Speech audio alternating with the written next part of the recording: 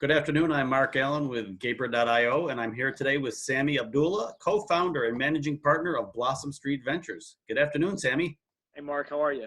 I'm good. How you doing? Doing well. Looks like you're outdoors there.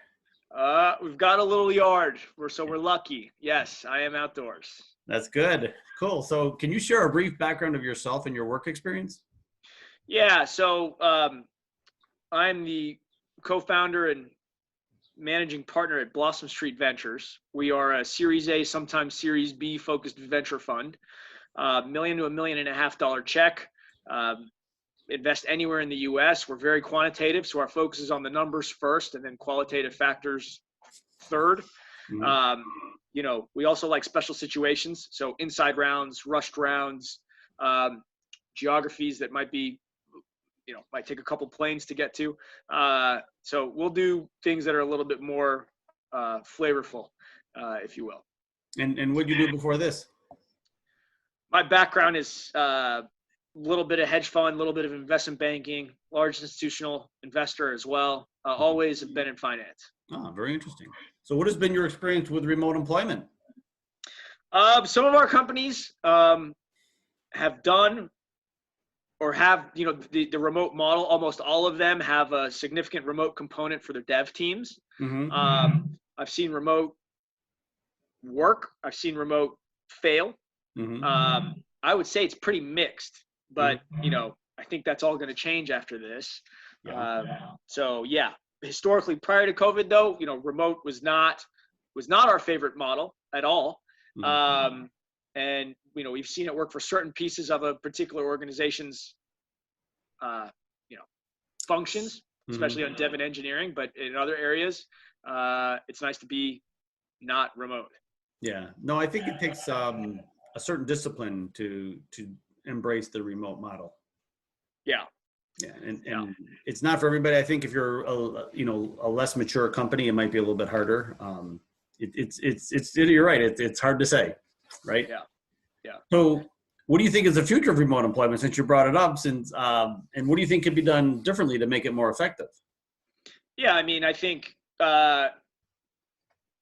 remote has a very bright future now. Mm-hmm. Everybody is forced to be remote.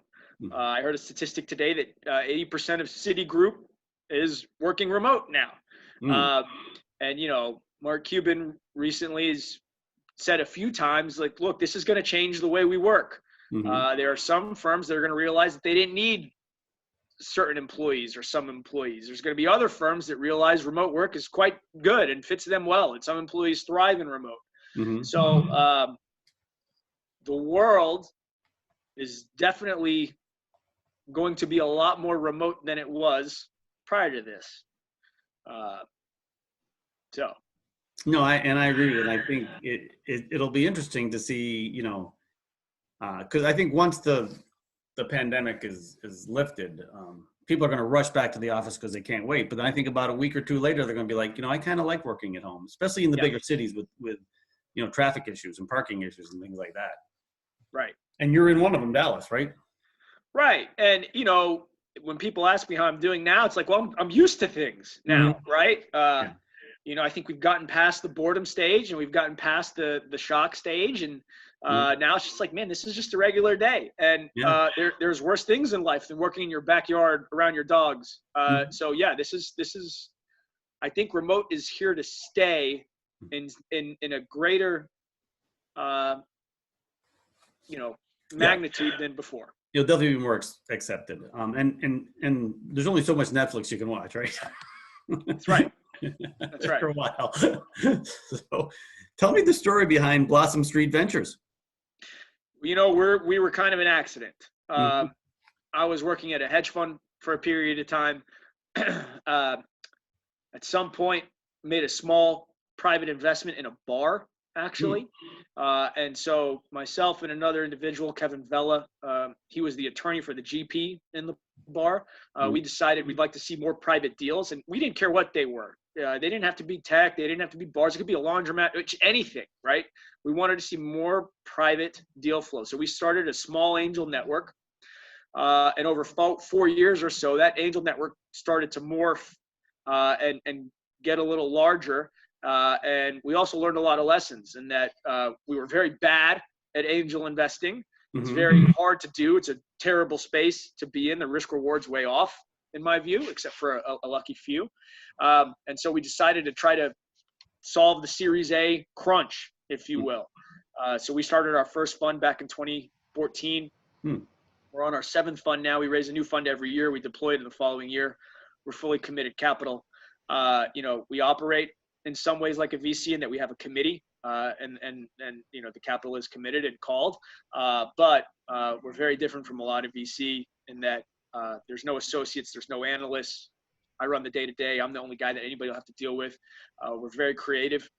We can do situations that perhaps other venture funds cannot, and we like situations that other venture funds don't. We're not unicorn hunters. We look for 3 to 4 times cash on cash return in 3 to 4 years, which in venture land doesn't get a lot of VC out of bed. But for us, we think you can have pretty good fun with those kinds of returns. And so that's our goal.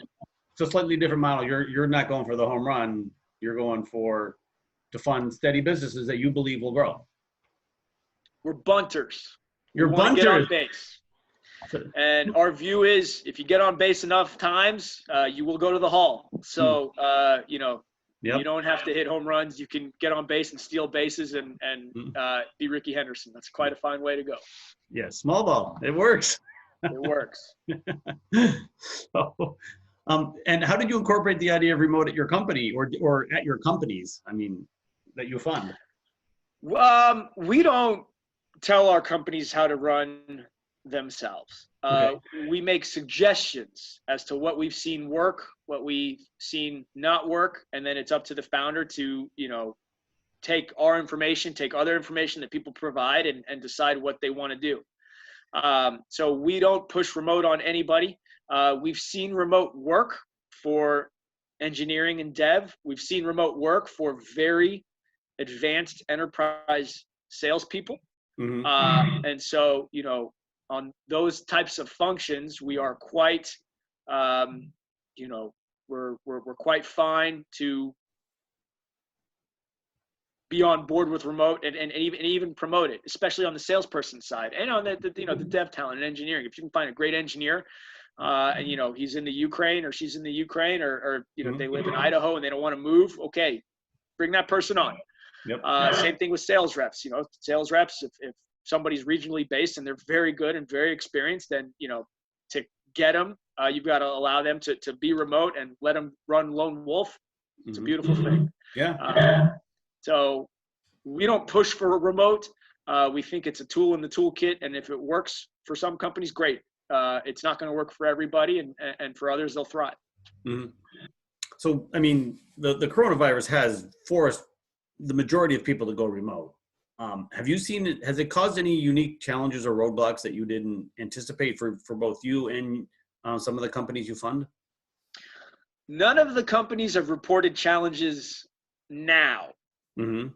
Right? I think when everybody was having to go full on remote, it was a scramble. All of a sudden, if your team didn't have laptops, well, you went out and you had to buy 30 laptops. If you weren't used to using Zoom and Slack and some of these other tools that allow you to really be proficient at remote, you got proficient very quickly. Yes. Zoom is a verb now, right? So nobody is reporting new challenges, at least not in our portfolio. This is, the way that we run now. And I think it's too early to tell, right? It's too early to say, oh man, we went remote and it caused real issues in, ideation and culture and what have you, or we went remote and, we're going to stay remote, or we're going to allow our employees to go remote 1 day, 2 day, 4 days out of the week, whatever it might be. It's a bit too early to tell, but at this point we are not hearing challenges anymore. Yeah, and I think the latter one that you said, I think it's going to be the hybrid model is going to be the de facto, if possible, going forward. I think people still need that coming into the office and seeing each other face to face, but they also enjoy the freedom of being at home and a lot of people, they gain at least an hour back of their day when they don't have to go into an office. Sure. Yeah, it's big. And that is big. It really, and in my case, where I live, it's basically 2 hours. Yeah. So there's companies like Gaper that help develop, build, and scale products, especially for startups. From the venture point of view, how do you see that going forward for companies, that all of a sudden they get funded by you and they're going to need quality talent and in a hurry? How do I see Going forward? Do you think that's going to be really big, or do you think they're still going to go for the local talent? I think, companies will default to local, right? There is a certain je ne sais quoi that happens when you can see someone face to face, even if it's just, a couple times a week. Mm-hmm. But at the same time, I think if there's a great candidate that's remote, the concern or the hesitation to go with that candidate, I think will probably be gone in a lot of ways. So local will be preferred, because if you're local, you can come in or you can go remote, right? Mm-hmm. But yeah, if a candidate's remote, do you eliminate that candidate? You probably not anymore. Probably not, and especially if they have the skills that you truly need. Right. Yeah, if they have background in your industry and things like that, and the technical skills that you need. I think I mean, what everyone has to remember is the world before COVID was a very tight labor market. There were more job openings in the US than there were applicants, by an order of magnitude, maybe a million or so more openings than there were applicants at its peak. And we had a very low unemployment rate. So, the scramble for talent will be back on at some point, and being able to offer somebody the option to go remote or be remote, that is going to continue to be a perk. And if not a perk, then for some firms it'll be just not even a perk, but just like hey, this is normal. This is what we do. Yeah, it's fine. Yeah.